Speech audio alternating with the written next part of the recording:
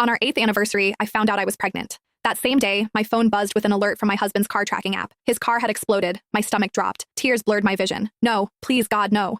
After 8 years of marriage, 4 miscarriages, and countless nights spent crying myself to sleep, I finally had another chance to be a mother. But Adrian wouldn't be a part of it. Our baby would grow up without a father. I refused to accept it. I called Adrian several times. No answer. The tracker showed that his phone was across town, alive. But the app insisted his car had exploded. None of it made sense. I grabbed my keys and drove. Minutes later, I spotted his black Mercedes parked in a deserted lot. It was untouched. No smoke, no damage. Relief flooded through me. The app must have malfunctioned again. It had done that before. Then I paused. Why was he here? Why hadn't he picked up my calls? I stepped out quietly and moved closer. I could see shadows through the dark windows. Then a sound slipped through the half-open window. A woman's moan. A man's low groan. I froze, covering my mouth before I could gasp. My mind screamed at me to turn back, to leave, to pretend I never came here. But my body refused to obey. Through the half-open window, I saw him, Adrian with his shirt open, and his fingers tangled in long dark hair as he kissed a woman's neck. Celeste, my adopted sister. The air left my lungs. My chest caved in, but I didn't make a sound. I pressed myself against the side of the car, hand clamped over my mouth as silent tears ran down my face. Adrian, the man I loved and had been married to for 8 years,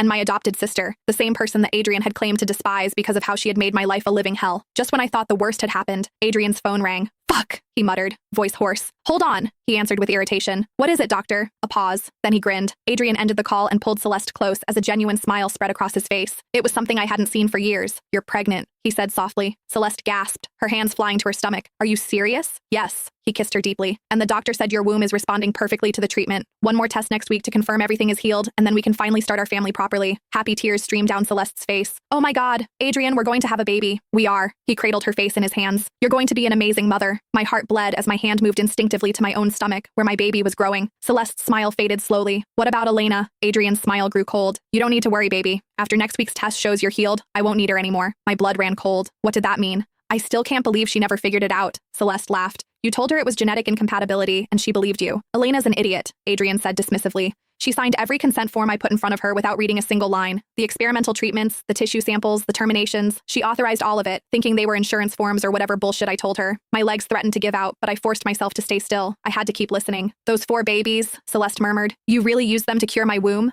Every single one, Adrian replied without remorse. Different stages of development, different protocols, and it worked. You're cured, and you're carrying my child. Celeste giggled softly. Thanks to Elena's babies. My knees went weak, and I almost dropped to the floor. It became hard to breathe, and my ears rang. My vision blurred, and for a moment I thought I would lose consciousness. My 4 babies hadn't died from miscarriage. They had been murdered by their father, for my sister.